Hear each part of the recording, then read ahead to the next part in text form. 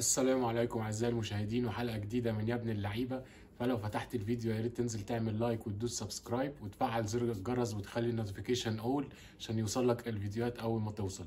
بعد بقى انتهاء اول جوله من البطولات الافريقيه للفرق الاربعه المصريه، اقدر اقول لكم حاجه مهمه جدا، ان الفروقات بقت قليله قوي ما بين الفرق وبعضها.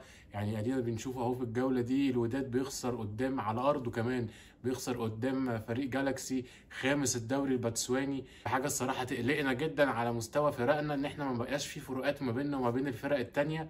فتعالى بقى نبتدي بزعيم القاره. النادي الاهلي بقى بعد اداء سيء جدا ممل جدا يعني في الشوط الاول، وتحس يعني ان اللعيبه بقى كان يعني في اكياس رمل في رجليها.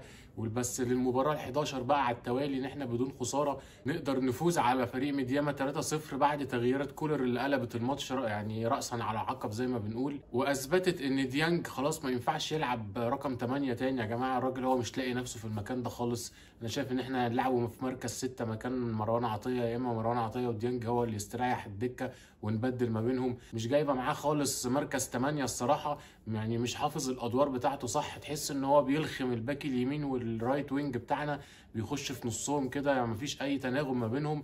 فالصراحه يعني كفايه على ديانج قوي في مركز 8 ونقدر نشوف حد تاني. اما بقى عن محمد الشناوي ويواصل تألقه الفتره اللي فاتت مع المنتخب ومع النادي الاهلي، فيعني الصراحه انقذ النهارده الفرقه من كذا يعني هجمه خطره جدا. ويعني بدايه من الدقيقه الخامسه شفنا انفراد، شبه انفراد دخل عليه وشاله، كان ممكن يعرب لك الماتش جدا وما تقدرش تلعب براحتك. انت بتلعب تحت ضغط ان انت خسران، والفريق التاني طبعا هيروح راكن الفرقه بتاعته على الدفاع. فالصراحه النهارده انقذنا يعني من سيناريو رخم للماتش.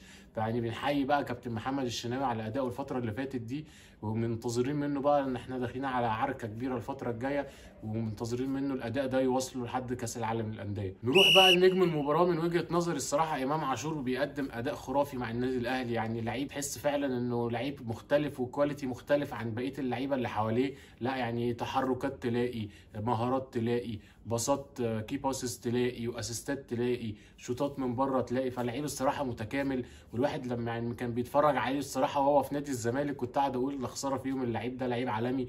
وتمر الايام ويجي يلبس تيشيرت النادي الاهلي. فالصراحه انا بحيي اللي اشتغل على الصفقه دي وقدر يجيبها للنادي الاهلي، انها من احسن صفقاتنا في الثلاث اربع سنين اللي فاتوا. نروح بقى لكريم الدبيس اللي محتاج اشاده مننا كلنا. الصراحه لعيب عالي قوي، والماتشات بكل ماتش بيعلى عن الماتش اللي قبليه، وتحس ان هو بقى مفتاح من مفاتيح لعب الاهلي لما بينزل. وفي كل مباراه بتلاقيه موجود دفاعيا وهجوميا. فصعب جدا ان لعيب عنده 20 سنه في الفترة القصيرة دي يقدر يقنعك ان هو ممكن يعوض يعني باك شمال تاريخي للنادي الاهلي والافريقيا كلها بحجم علي معلول. فالصراحة برافو يا كريم دبيس ان انت قدرت تقنع الناس دي. وركز يا ابني في الكورة، انت لعيب عالي وهتبقى مستقبل منتخب مصر في الحتة دي. يعني 20 سنة يا جماعة، وهنفضل امتى بقى نقول لا احنا هنصبر على اللعيبة الصغيرة لغاية لما يبقى عنده 29 سنة زي ما محمد هاني كان بنقول الناشئ محمد هاني لغاية لما بقى عنده 29 سنة. فالناس الصغيرة دي محتاجة فرصة ان احتكاكها يبقى اكتر في الماتشات، وفي ليفل عالي من الماتشات كمان، مش اي ماتشات.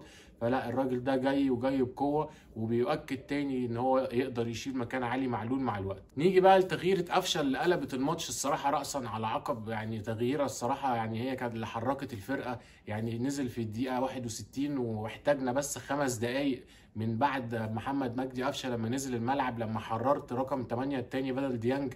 فلا يعني احتجت 5 دقائق بس عشان تسجل اول اهدافك. وهدف الصراحه حلو جدا امام عاشور. يعني كان ما تعرفش بقى هو كان شايطها ولا معرضها قويه، بس انا حاسس ان هو كان شايطها بيركنها. وكهربا بقى بحس تهديفي عالي انه يقدر يحط دماغه فيها ويغير اتجاهها وعشان تخدع الحارس وتخش.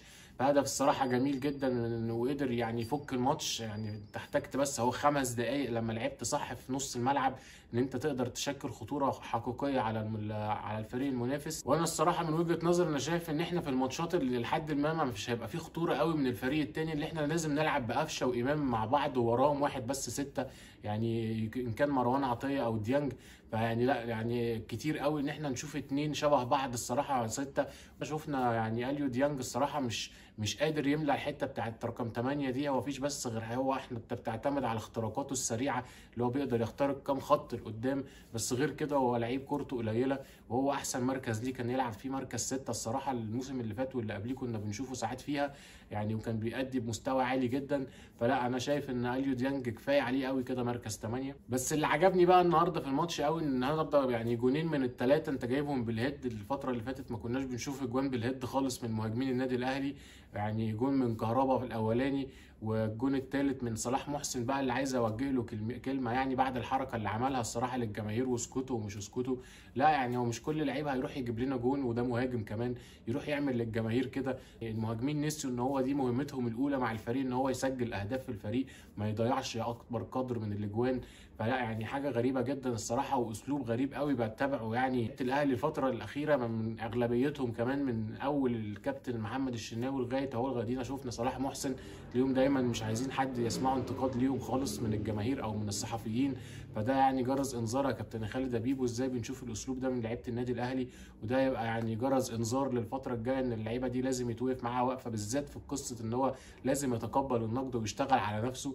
يعني الناس لو ما كانتش بتنقد، ما هو الناس مش عمي يعني، ما بينقد واحد بيعمل حاجات غلط. ما بقولكش تسلم لهم ودنك ان انت تسمع كل حاجه، بس يعني لازم تاخد برضو جزء ان هو يقدر يحفزك ان انت تقدر تشتغل في الملعب اكتر من كده. فما عجبتنيش خالص لقطه صلاح محسن، انت جايب جون بعد ما نزلت كام ماتش وكنت بتأدي اداء غريب جدا، ولا لاعب هاوي يعني.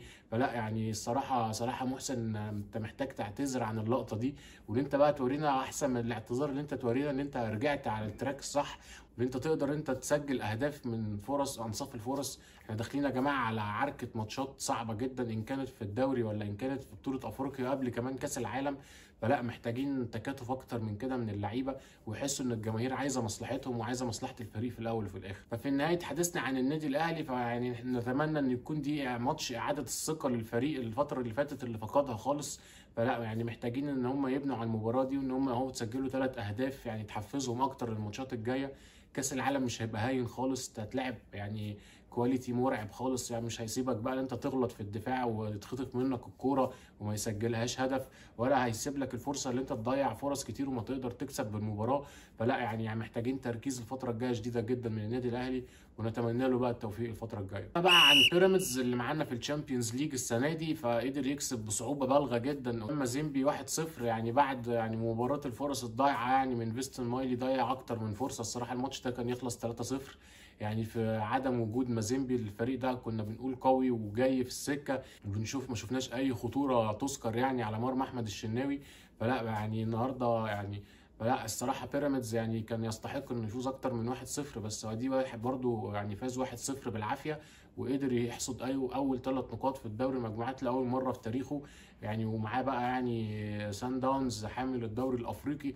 فهنشوف الفرق دي هتعمل ايه قدام نادي بيراميدز. نروح بقى لفيوتشر في الكونفدراليه يعني، والفريق ده الصراحه انا ما بحبش اتكلم عليه كتير يعني، ان انا ضد نشأته خالص الصراحه، ما بحبش اتكلم في السياسه. بس يعني نروح بقى للفيوتشر في الكونفدراليه. يعني الصراحه النهارده نفد بفوز يعني غريب جدا، الفرق التانيه كانت اخطر منه بكتير. ويعني جنش النهارده يطلع هو راجل المباراه من كتر التصديات اللي عملها. فيعني لا حاجه غريبه جدا الصراحه ان فيوتشر المفروض كان يبقى اداؤه اكتر من احسن من كده بكتير قدام فريق مش قوي خالص، بس قدر يهدد مرماك اكتر من مره. لولا جنش كنت هتطلع بخساره على ارضك. بس احلى حاجه بقى في الماتش الصراحه الجون اللي جابوه يا جماعه. يعني غنام محمد جاب جون الصراحه احلى جون شفته في الاربع ماتشات، يعني صاروخ صاروخ صاروخ يعني من بره ال 18 يمكن اكتر من 20 يارده كمان، وحاططها في المقص. فلا جون عالمي الصراحه يجيبوا النهارده غنام محمد لنادي فيوتشر، ويديهم بقى فوز غالي جدا، يقدروا بقى يشوفوا هيقدروا يبنوا عليه ايه الفتره الجايه. بس الصراحه لا يعني ادائهم ما كانش حلو خالص النهارده. نختم بقى باخر مباراه، ومباراه نادي الزمالك وابو سليم، اللي يعني بالنسبه له حدث تاريخي انه يلاعب فريق زي نادي الزمالك، ويعني في اول مشاركه قاريه ليه. فيعني ويفوز برضو نادي الزمالك بشق الانفس يعني ب1-0 بالعافيه من ركنيه اوباما الصراحه حطها بدماغه، وجهها حلو جدا في البعيده. يعني تحس بقى ان الفرق الاربعه يعني المصريه متفقين ان هم مش هيعرفوا يجيبوا جوان في الشوط الاولاني. يعني حاجه غريبه جدا ان احنا دايما بنشوف التغير بيحصل في الشوط الثاني. فلا احنا محتاجين اكتر من كده. احنا يعني الاربع ماتشات اتلعبوا على ارضنا، فلا كنا محتاجين ندي رساله قويه. الاهلي كسب 3-0، بس كسب 3-0 بعد معاناه اكتر من ساعه مش عارف يجيب اجوان. والزمالك اهو بنشوفه النهارده متسيد يعني الماتش من اوله لاخره، يعني واستحواذ يتعدى 80% طول المباراه. بس برضه ما قدرش يهدد الفريق. تحس ان هجوم الزمالك الصراحه يعني ما عندوش حلول يقدمها، محتاج تغيير الهجوم. عارفين طبعا وقف القيد والكلام ده مش عارف يدعموا الهجوم، بس كانوا بيلعبوا احسن من كده الصراحه مع اسوريو في الهجوم. ففي النهايه بقى يعني ادينا شفنا هو الاربع فرق المصريه بيفوزوا على ارضهم، ان كان 1-0 ولا ان كان 3-0.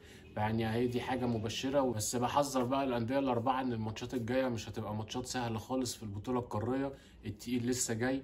فلو عجبك الفيديو يا ريت تنزل تعمل لايك وتدوس سبسكرايب وتفعل زر الجرس عشان يوصلك كل جديد. سلام.